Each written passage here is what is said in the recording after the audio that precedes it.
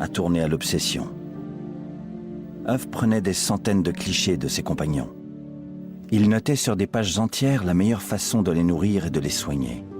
Dans de gros dossiers, il répertoriait les différentes espèces de lézards. Ron parlait de ces animaux avec passion. Les commerciaux l'appelaient souvent le lézard, un surnom qu'il acceptait en riant. Je crois que quelque part ça le flattait. L'obsession de Ron Huff pour les varans permet de cerner sa personnalité. Beaucoup de propriétaires d'animaux exotiques partagent les mêmes caractéristiques. Ils ont une connaissance encyclopédique sur l'animal. Ils veulent en avoir chez eux. Ils s'identifient à lui. L'animal finit souvent par représenter son propriétaire. C'est-à-dire que sans lui, la personne pense qu'elle n'est pas à sa place dans la société. À bien des égards, la passion dévorante de Ron Huff pour les reptiles n'est pas un cas isolé. Au zoo de Cincinnati, l'ancien directeur de la section reptiles et amphibiens a conscience que lui et ses collègues sont différents. Mes collaborateurs et moi sommes en quelque sorte des originaux. C'est un choix de vie. Nous avons tous un ego démesuré. Je suis assez grand pour l'admettre sans rougir. Nous sommes introvertis, mais en même temps sociables. Nous aimons parler du sujet qui nous intéresse, mais jamais d'autre chose. Quand j'étais jeune, les gens me trouvaient bizarre, parce qu'au lieu de jouer au baseball, au football ou au basket, je passais mon temps dans les bois pour capturer des serpents. Évidemment, à cet âge, on veut être remarqué par les filles. Et pour ça, il faut faire partie du groupe. C'était pas facile, vu que j'étais plutôt du genre à m'isoler. Aujourd'hui, ce n'est plus un problème. J'ai pris de l'âge et peu m'importe d'être accepté socialement. Quand j'étais petit, j'ai vu un serpent dans une fête foraine. Je me souviens que ma mère m'a entraîné au loin, mais j'ai profité d'un moment d'inattention pour me faufiler. Le propriétaire m'a laissé le tenir et ça a été le déclic. Je devais avoir 5 ans. C'est un boa arc-en-ciel. Je trouve fascinant qu'ils fassent tout ce que font les animaux qui ont des membres. Ils nagent, ils grimpent, ce sont d'excellents chasseurs et il n'y a pas meilleur piège à souris. En revanche, les serpents sont de mauvais animaux de compagnie. Ils ne vous reconnaissent pas, et le mieux que vous puissiez attendre d'eux, c'est une totale indifférence. Si tu mets ta main devant lui, il va sentir ton odeur. Ce qui caractérise les soigneurs des différents départements du zoo tient au lien affectif qui les lie aux animaux. Les relations que les soigneurs des primates, des fauves ou des mammifères entretiennent avec leurs pensionnaires sont très différentes. Ils sont attachés à eux. Ils les considèrent presque comme des personnes, comme un membre de la famille. Mais quand on travaille sur une grande collection de reptiles, on doit veiller sur 600 à 700 animaux. On les considère comme une espèce. Alors on peut s'intéresser à une espèce en particulier, mais pas à un individu.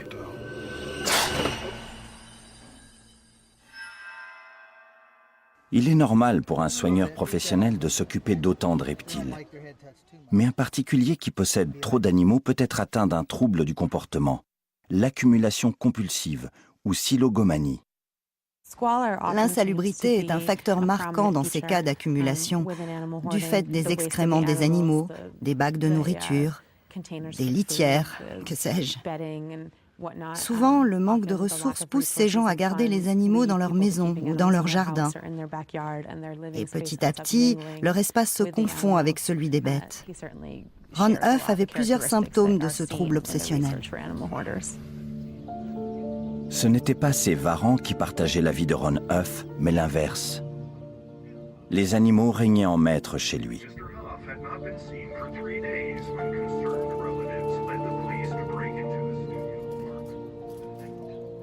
La relation qu'il entretenait avec ses animaux a fini par lui coûter la vie.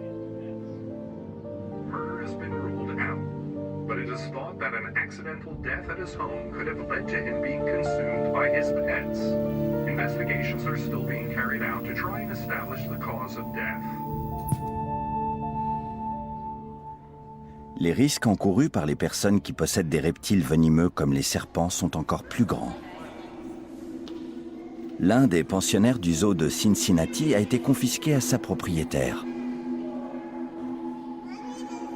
Elle s'appelait Alexandria Hall. Nous sommes en 2004. Une jeune femme vient d'entamer une course contre la montre.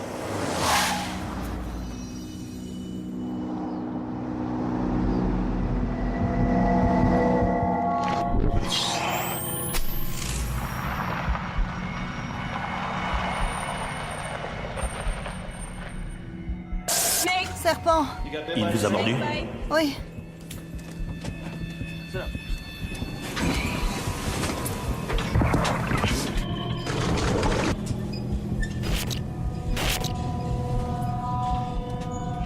Restez allongé. Son pouls s'emballe. Elle est désorientée et paniquée. L'adrénaline se diffuse dans son corps. Madame, allongez-vous.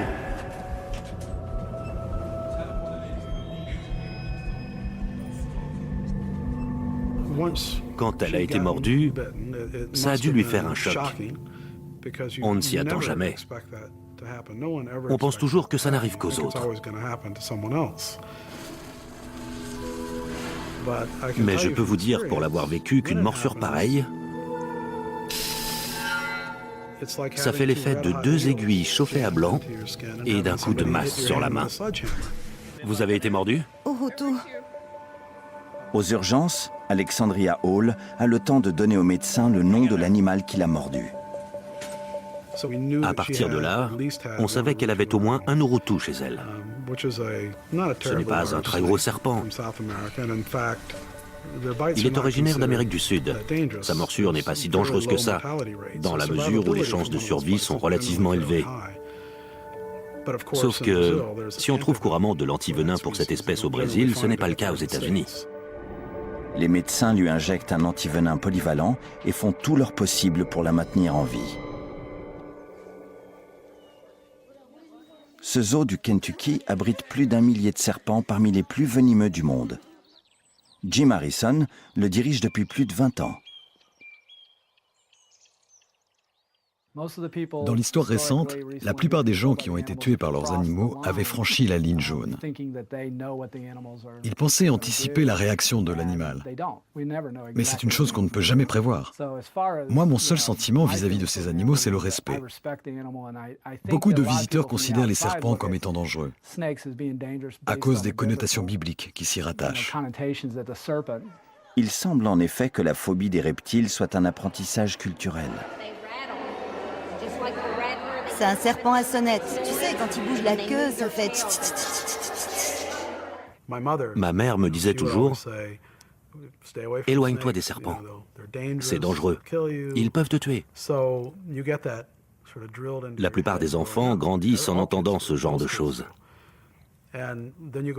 Sans compter que ceux qui sont chrétiens, quand ils vont à l'église, entendent l'histoire du Jardin d'Éden et du serpent diabolique qui donne la pomme de la connaissance à Ève. C'est une image négative qui reste liée à cet animal. C'est gravé dans le marbre. Les visiteurs, ravis de connaître un petit frisson, se pressent dans ce conservatoire dédié aux reptiles. Ce faisant, ils financent le véritable rôle du serpentarium, produire les antivenins destinés à sauver les victimes d'attaques de serpents. Chaque jour, Jim Harrison risque sa vie pour récolter le venin de spécimens mortels. Je procède de 600 à 1000 extractions par semaine. Statistiquement, c'est risqué.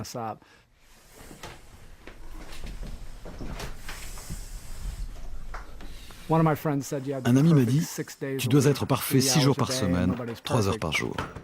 Alexandria Hall a été mordue par une vipère à fausse, semblable à celle-ci. Dois-je risquer ma vie parce que quelqu'un a fait l'imbécile et le laisser mourir? C'est hors de question.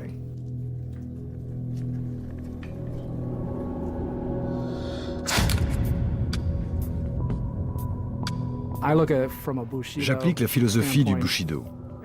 Chaque matin, quand je me lève, je me prépare à mourir avec honneur.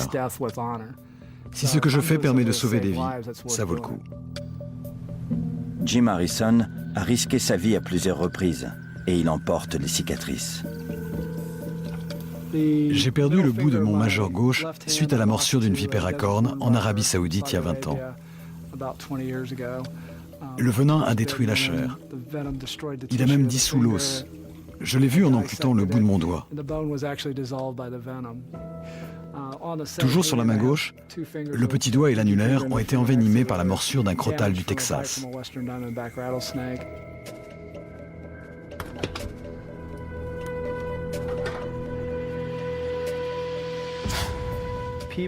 Les gens qui manipulent les animaux ne réalisent pas toujours que lorsqu'ils s'approchent d'une bête sauvage, elle va chercher à se protéger. Un serpent n'a pas de bras pour vous repousser. Sa seule défense, c'est de vous mordre. Lors de la morsure, le serpent injecte son venin, une forme modifiée de salive. Ses effets sont très divers.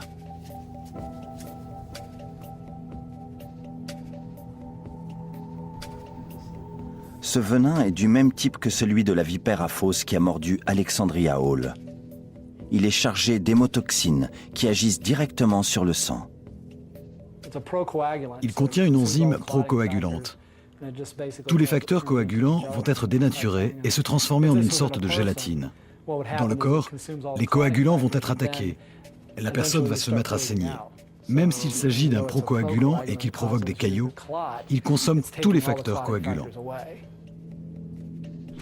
Le sang qui se coagule peut former des caillots à n'importe quel endroit du système circulatoire.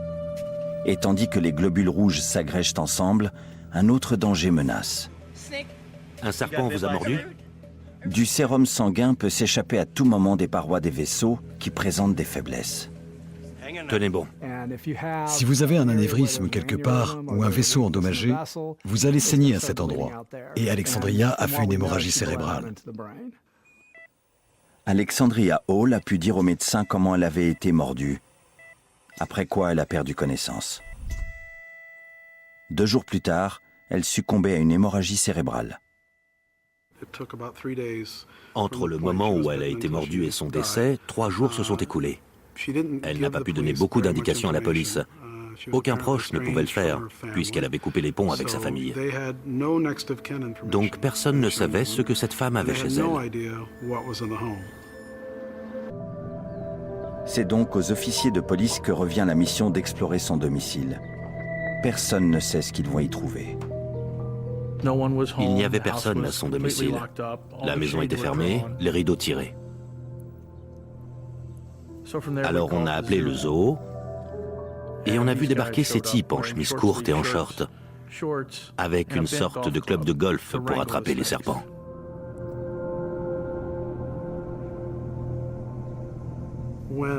Quand on se rend, mettons, en Amazonie pour capturer des reptiles, on sait plus ou moins ce qu'on va trouver.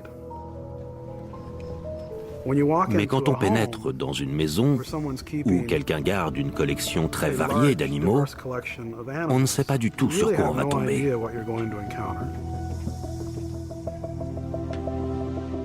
Il y avait des vêtements et des cartons qui traînaient un peu partout. J'en ai déduit qu'elle s'apprêtait à déménager. Alors j'ai ramassé l'un des cartons pour le mettre dans le séjour et nous faire de la place. Au moment où je le soulevais, hop, j'ai vu jaillir un cobra à monocle. J'ai aussitôt reposé le carton. Il est ressorti et il m'a dit « Venez, j'ai pas mal de choses à vous montrer. » Une fois à l'intérieur, il m'a indiqué les serpents en m'expliquant « Celui-ci est très venimeux, celui-là est mortel. » C'était un peu flippant de voir toutes ces bestioles rampées partout. La fouille de la maison révèle une collection de reptiles impressionnante. Parmi eux, un crotale du Texas, l'un des serpents les plus venimeux au monde. 2 vipères à fausse, 2 vipères rhinocéros, 1 vipère du Gabon, 6 gros lézards et 2 caïmans. Le mystère reste entier. Qui était Alexandria Hall? pourquoi a-t-elle réuni une collection aussi dangereuse? Passionné de reptiles, Winston Carr